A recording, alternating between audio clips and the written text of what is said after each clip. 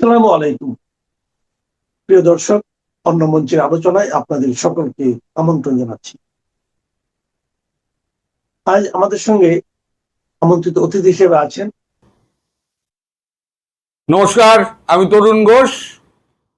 আজকে দুপুরের দিকে ককরোচ জনতা পার্টি মানে তেলাপোকা জনতা পার্টি তাদের উৎপাতে আজকে সংসদ চত্বরে বাইরে ব্যাপক সংঘর্ষ হয় পুলিশের সঙ্গে বিক্ষোভকারীদের। তারা রেলিং ফেলিং টপকে তারা সংসদ ভবনের উদ্দেশ্যে তারা দৌড় দেয়। এখন সংসদ ভবনে তখন বর্ষাকালীন অধিবেশন, আজকে প্রথম দিন, যেটা সোমবার থেকে যেটা বলেছিলাম সংসদ ভবনে বর্ষাকালীন অধিবেশন শুরু হচ্ছে। বাইরে যখন তাদেরকে আটকানোর জন্য যখন টিয়ার গ্যাসিং চলছে, জল কামান চলছে, সেই মুহূর্তে খবর পেয়ে সংসদ ভবন ছেড়ে বেরিয়ে যান প্রধানমন্ত্রী নরেন্দ্র মোদী। যাওয়ার আগে তিনি প্রেসের সঙ্গে কথাও বলেছেন। এই টোটাল ব্যাপারটা হচ্ছে নিটের প্রশ্নপত্র ফাঁস নিয়ে। নিট হচ্ছে মানে আমাদের সর্বোচ্চ লেভেলের যে পরীক্ষা, যেখান থেকে ইঞ্জিনিয়ার সমস্ত বেরোয় এবং টপ ক্লাস যে সমস্ত ছাত্রছাত্রী বেরোয়, সেই নিটের পরীক্ষা খুব মারাত্মক কঠিন হয়। একটা ছাত্র সারা বছর কঠিন পরিশ্রমের মধ্যে দিয়ে নিটের প্রস্তুতি নেয়। সেই নিটের প্রশ্নপত্র যদি ফাঁস হয়ে যায় তাহলে তার দায়িত্ব কার? তার দায়িত্ব সরকারের। কারণ একটা ডিফেন্সে লোক নেওয়ার সময় তখন তার পূর্বতন ডিএনএর সমস্ত খোঁজ খবর নেওয়া হয়। আর নিটের প্রশ্নপত্র কারা তৈরি করছে, কার কাছে জমা আছে এবং কাদের হাত মারফত যাচ্ছে, সেটা কেন সরকার তার নজর রাখবে না? প্রধানমন্ত্রী নরেন্দ্র মোদী, তাকে সব রাইট দেওয়া যায় না। উনি যা বলছেন তাই সমস্ত রাইট। আমি রাইট চিহ্ন দিয়ে দিলাম, রাইট। এটা তো ঠিক নয়। শিক্ষামন্ত্রী ধর্মেন্দ্র প্রধান, যার দায়িত্ব, তিনি কেন পদত্যাগ করবেন না? তারই তো দেখার বিষয় ছিল। আর নরেন্দ্র মোদী বা তাকে কেন গার্ড করছেন? নরেন্দ্র মোদী তাকে পদত্যাগ করতে বাধ্য করাচ্ছেন না, তাকে গার্ড করছেন। তার মানে কি সরকারের কেউ আছে এর মধ্যে? ধরেই নিতে হবে। অবশেষে তারপরে লাঠিচার্জ ফটিচার্জ হলো। এখন নরেন্দ্র মোদীর বিরুদ্ধে কিন্তু আঙুল উঠতে শুরু করেছে। এই যে তৃণমূলে চোরেদের 20টা চোর লাইন দিয়ে তৃণমূল ভেঙে তারা বেরিয়ে গিয়ে তারা এনসিপি নামক একটা মানে ডুবে যাওয়া দল,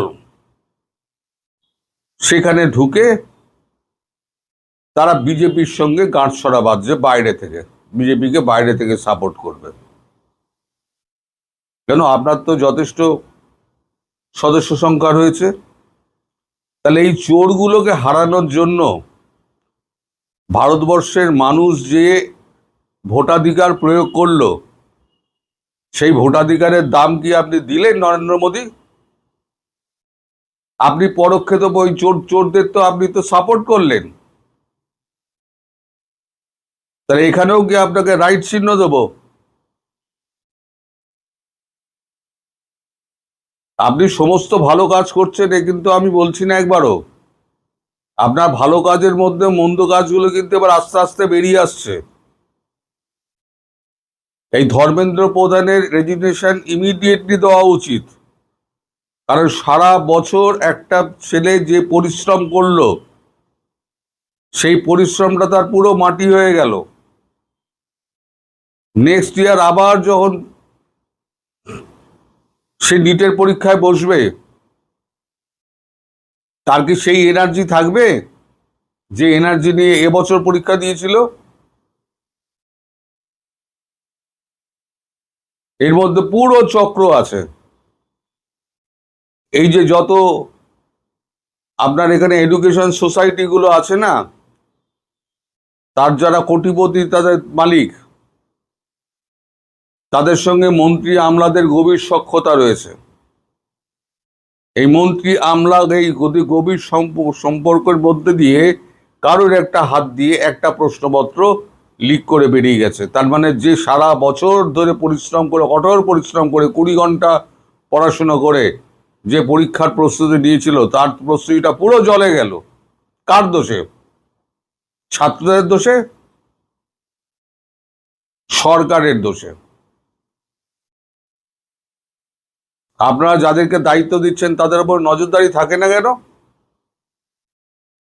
আর যিনি দায়িত্ব পালন করতে ব্যর্থ হয়েছেন তাকেই পদত্যাগ করতে আপনি বাধা দিচ্ছেন কেন? আপনি বা তাকে আড়াল করছেন কেন? আপনার কি স্বার্থ আছে? এই 20টা চোরকে যে আপনি নিলেন, তার মানে মানুষের যে রায়টা, সেই রায়টাকেও তো আপনি ধোঁকা মারলেন।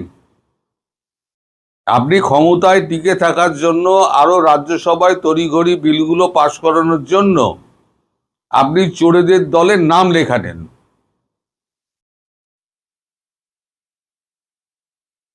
আমি বলতে বাধ্য হচ্ছি যে আপনি চোরেদের দলের নাম লেখানেন।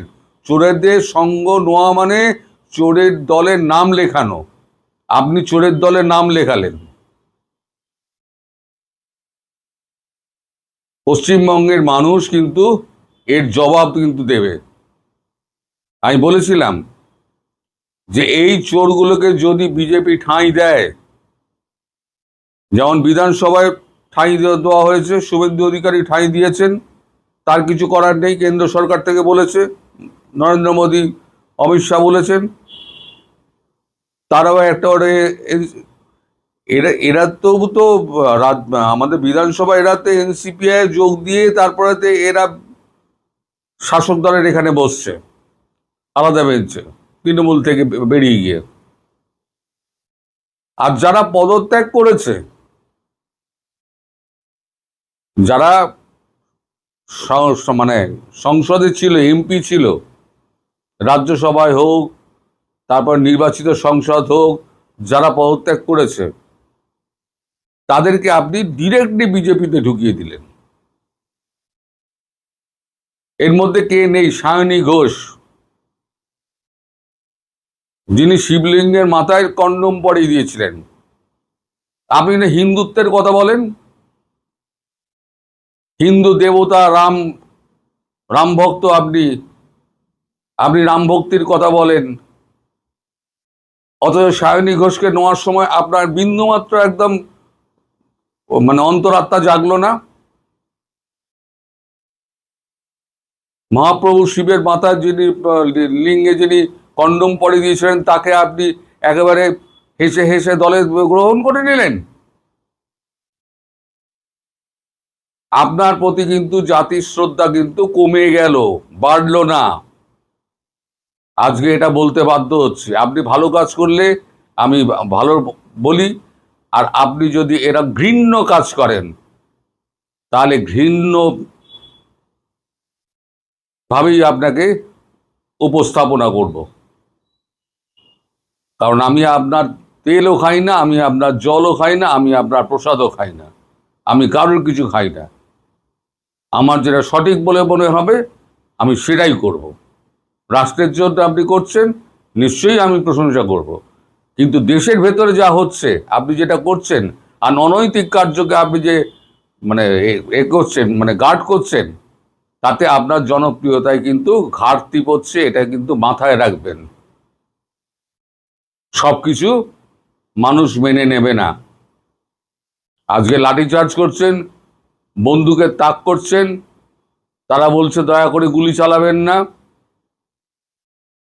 ছাত্রদের ওপরেতে আপনার নির্যাতন নিষ্পেষণ বাড়ছে, অথচ আপনি শিক্ষামন্ত্রীকে, কেন্দ্রীয় শিক্ষামন্ত্রী ধর্মেন্দ্র প্রধানকে আপনি আড়াল করে চলেছেন। কি স্বার্থ আছে আপনার? আপনি শ্বেতপত্র প্রকাশ করুন, ক্ষমতা থাকলে শ্বেতপত্র প্রকাশ করুন। আপনি সংসদ ছেড়ে বেরিয়ে যাচ্ছেন কেন? সংসদে আপনি উত্তর দিন। জনতার ভোটে আপনি নির্বাচিত হয়েছেন, আপনাকে উত্তর দিতে হবে। সবাই ভালো থাকবেন দর্শক। সারোগেট মাদার কথাটার সঙ্গে সোনম ওয়াংচুক এবং ককরোচ জনতা পার্টির নাম কেন নিয়ে এলাম বুঝিয়ে বলছি। দেখুন, সারোগেট মাদার কথাটির সঙ্গে অল্প বিস্তর পরিচিত অনেকেই, তবে যারা জানেন না তাদের জন্য দুটো কথা বলি। সারোগেট মাদারের বাংলা অর্থ হলো গর্ভ ভাড়া দেয়া মা বা বিকল্প মা। এই মা এমন একজন নারী যিনি নিজের গর্ভে অন্য কোনো নারী, ব্যক্তি বা দম্পতির সন্তান ধারণ করেন এবং জন্ম দেন। সাধারণত যেসব দম্পতি স্বাভাবিকভাবে সন্তান জন্মদানে অক্ষম বা যেসব ধনী দম্পতি গর্ভধারণের ঝক্কি পোহাতে চান না, বা যেসব মায়েরা, ভাবী মায়েরা আর কি, ফিগার খারাপ হতে পারে ভেবে অন্য নারীর টাকার বিনিময়ে তাদের গর্ভ ভাড়া নিয়ে মা হতে চান, এই রকম ক্ষেত্রে ওই ভাড়া দেয়া হয় যে গর্ভকে, সেই গর্ভের সন্তানের মাকে বলা হয় সারোগেট মাদার। তো এই সারোগেট কথাটা শুধু যে মায়ের ক্ষেত্রে ব্যবহার হয় তা নয়। টিভি খুললে আপনি দেখবেন জলের বোতলের বিজ্ঞাপন। সেসব বোতলের কোন কোন ব্র্যান্ড? ম্যাকডোয়েল, টিচার্স, এমন সব ব্র্যান্ডের জলের বোতল। এবার এই নামের জলের বোতল টিভিতে বিজ্ঞাপন দেখে আপনি দোকানে খুঁজতে গিয়ে যান, দেখবেন 100-র মধ্যে 99.99% দোকানে ওই ব্র্যান্ডের কোনো জল নেই। না থাকার কারণ, ওরা তো আর জল বিক্রির জন্য ওই অ্যাডভার্টাইজমেন্ট দেয়নি ওই কোম্পানিগুলো, ওরা দিয়েছে ওদের ব্র্যান্ডের মদ বিক্রির জন্যে। মদ বিক্রির বিজ্ঞাপনে সরকারের নানান বিধিনিষেধ আছে, অন্তত ভারতে তো বটেই। তাই সেই বিধিনিষেধ এড়াবার জন্য মদের বদলে জল বিক্রির অ্যাড দেয় তারা। ব্র্যান্ডের নাম তো জানছে মানুষ। এসব বিজ্ঞাপনেরই পোশাকি নাম হচ্ছে সারোগেট অ্যাড। আজকাল রাজনীতিতেও চালু হয়েছে এই সারোগেট মাদার তত্ত্ব। রাজনৈতিক দলগুলো সরকারের বিরোধিতাকে একটা অরাজনৈতিক মুখ দিতে আপাতভাবে অরাজনৈতিক সংগঠনকে নামিয়ে দেয় আন্দোলনের বাজারে। যেমন কৃষক আন্দোলনের কথা আপনাদের মনে আছে। সেই কৃষকরা কারা? তারা বিরাট বিরাট বাড়ি গাড়ি, বহু একর, 100 একর জমির মালিক। তাদের যারা নেতাদের ছেলে মেয়েরা, তারা যেমন ওই কি যেন টিকাই আছে না, কি যেন টিকায়েত, এই টিকায়েত, মহেন্দ্র টিকায়েত, তার মেয়ে ছেলেরা সব অস্ট্রেলিয়ায় পড়াশুনো করে। তো বুঝলেন তো এইরকম সব ব্যাপার। তো কৃষক আন্দোলন হয়েছিল একটা সময়ে এইরকম সারোগেট মাদার, তারাও তাদের এখন হচ্ছে ওয়াংচুক এবং ককরোচ জনতা পার্টি, এরা হয়েছে সারোগেট মাদার। কোন আমলে প্রশ্নপত্র ফাঁস হয়নি বলুন তো? তারা যে বিপ্লব করছে মানে যন্তর মন্ত্রে, তার মূল দাবি হচ্ছে প্রশ্নপত্র ফাঁস করা বন্ধ করতে হবে এবং কেন্দ্রীয় মন্ত্রী ধর্মেন্দ্র প্রধানকে পদত্যাগ করতে হবে বা তাকে পদচ্যুত করতে হবে। তা না হলে সেই আন্দোলনেই হচ্ছে ককরোচ জনতা পার্টির আন্দোলন। আর সেই আন্দোলনে যোগ দিয়েছেন সোনম ওয়াংচুক। এই দাবি না মানলে তিনি অনশনে দেহ রাখবেন। দেখুন, প্রশ্নপত্র কোন আমলে ফাঁস হয়নি? সব আমলে হয়েছে প্রশ্নপত্র ফাঁস। বিজ্ঞান যত এগোবে এসব অপরাধ তো তত হবে। ওই আপনাদের আমেরিকার সমস্ত সরকারি দলিল বার করে দুনিয়াময়, মানে অত্যন্ত গোপন দলিলকে খুঁজে বার করে প্রচার করে দুনিয়াময় হইচই ফেলে দিয়েছিলেন। ভদ্রলোকের নামটা এই মুহূর্তে মাথায় আসছে না আমার এই মুহূর্তে। তো তিনি এইটা করেছিলেন। তাকে কি ধরতে পেরেছিল? আমেরিকা তো এত তাদের গোপন সমস্ত খবর সেগুলো ফাঁস করেছিল। তো বিজ্ঞান যত এগোবে এইসব ব্যাপারের সম্ভাবনা তত বাড়বে, অপরাধ প্রবণতা তত হবে। এই দেখুন, এটা যে শুধুমাত্র এই বিজেপি আমলে হয়েছে এমন একটা প্রচার চলছে খুব জোর কদমে, কিন্তু শুধু কি বিজেপি আমলে হয়েছে? আমি একটু পুরনো দিনের দিকে একটু তাকাচ্ছি। 2004 সালে তখন কংগ্রেস কেন্দ্রে, তো 2004 সালে CBSE all India pre medical test এর প্রশ্ন ফাঁস হয়েছে। 2006 সালে সিবিএসই ক্লাস 12-এর অ্যাকাউন্টেন্সি যে পেপার ফাঁস হয়েছে। 2007-এ all India engineering entrance test তার প্রশ্নপত্র ফাঁস হয়েছে। 2008-এ প্রি মেডিকেল টেস্টের পিএমটি তার প্রশ্নপত্র ফাঁস হয়েছে। 2011-এ হরিয়ানা বোর্ডের ক্লাস 10 এবং 11-এর ওদের বোর্ড এক্সামিনের প্রশ্নপত্র ফাঁস হয়েছে।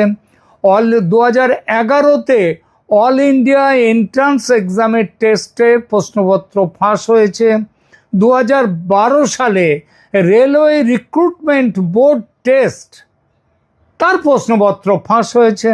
2012 সালে আরও আছে all India institute of medical science এর এন্ট্রান্স টেস্টের প্রশ্নপত্র ফাঁস হয়েছে। 2013 সালে মহারাষ্ট্র এসএসসি ক্লাস বোর্ডের 12 ক্লাসের প্রশ্নপত্র ফাঁস হয়েছে। 2013-এ রাজস্থান ইউনিভার্সিটির প্রশ্নপত্র ফাঁস হয়েছে। 2013-এ রাজস্থান পাবলিক সার্ভিস কমিশনের প্রশ্নপত্র ফাঁস হয়েছে। চাকরির পরীক্ষা কি ভয়ঙ্কর ভাবুন। 2014 সালে সিবিএসই ক্লাস 10-এর ম্যাথ এবং ক্লাস 12-এর ইকোনমিক্স পরীক্ষার প্রশ্নপত্র ফাঁস হয়েছে। এগুলো কয়েকটা বললাম, এরকম অজস্র আছে, অজস্র। এসব ঘটনা কংগ্রেস আমলের পুরোটাই।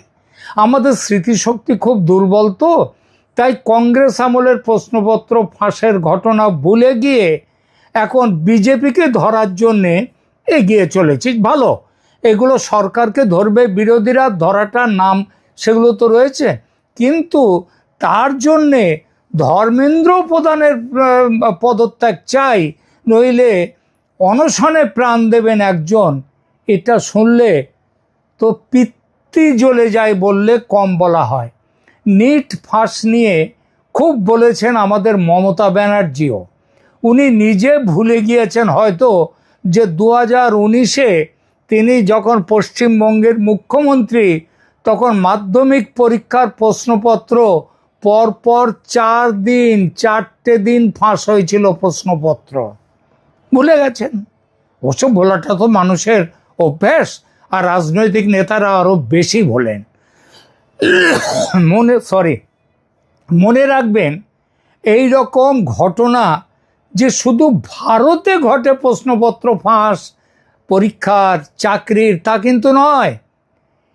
ইউএনপি মানে আমরা দেখব আমেরিকার মতো উন্নত দেশেও, ইউরোপের মতো উন্নত দেশেও এসব ঘটনা ঘটে।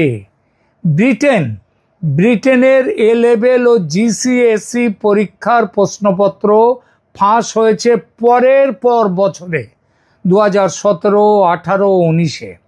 2026 সালেও কেমব্রিজ ইন্টারন্যাশনাল এডুকেশন বোর্ডের এ লেভেল পরীক্ষার প্রশ্নপত্র ফাঁস হয়েছে বেশ কয়েকটি পরীক্ষা।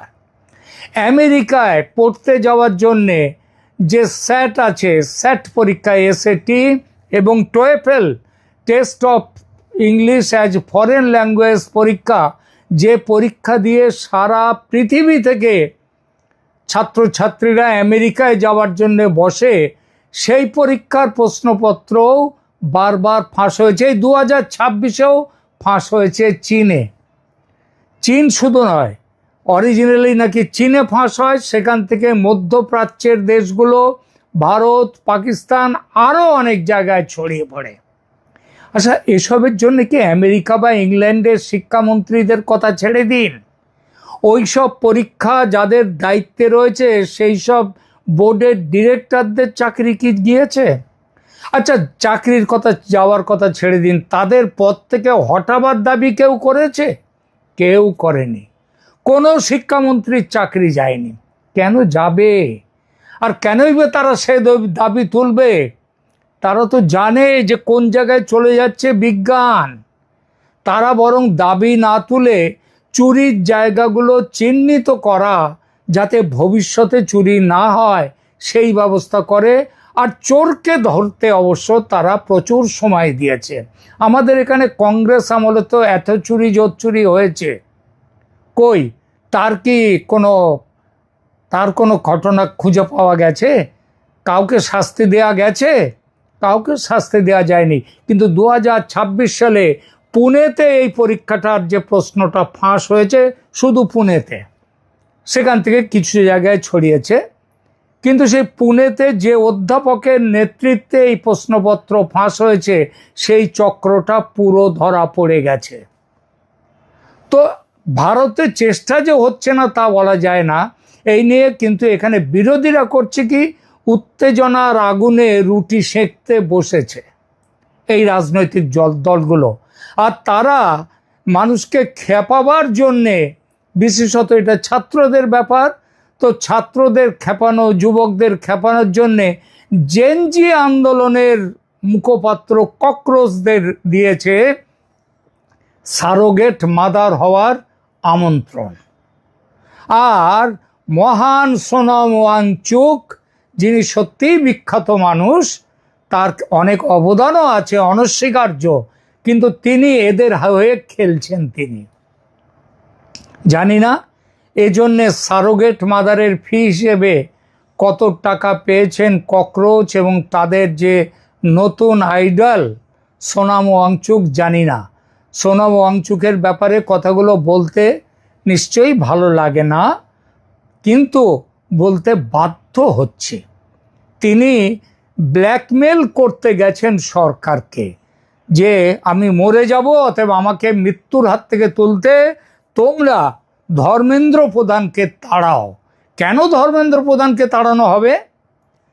তাহলে কি এরপর থেকে রেল দুর্ঘটনা হলে রেলমন্ত্রী চলে যাবেন? তাই গিয়েছিলেন, মমতা ব্যানার্জি পদত্যাগ করেছিলেন, সেটা অনেক আগে করেছিলেন বিহারের একজন রেলমন্ত্রী, আর কেউ করেননি।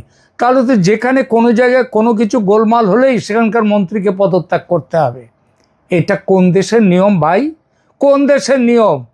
আপনি আচরি ধর্ম, অপরে শেখান, পরকে শেখাবেন।